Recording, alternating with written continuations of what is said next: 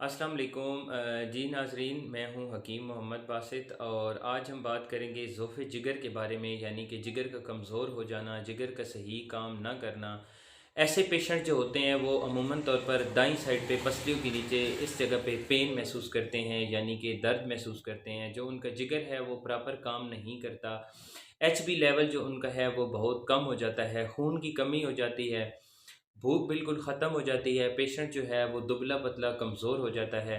जो चेहरे का रंग है वो फीका पड़ जाता है, यानी कि कमज़ोर हो जाता है। तो ऐसे पेशेंट के लिए मैं एक नुस्ख़ा लेकर आया हूँ जो मैं आपके साथ शेयर करता हूँ। इसको नोट फरमा लें और ये आपको बहुत आसानी से किसी भी पंसार की दुकान से मिल जाएगा और ये बहुत फ़ायदेमंद है। आपने सौंफ ले लेने हैं 1 चम्मच और हाफ़ चम्मच जो है वो अपनी गुलाब की पत्तियाँ ले लेनी है और इसी तरह हाफ़ चम्मच जो है वो अपने खुश्क पुदीना ले लेना है।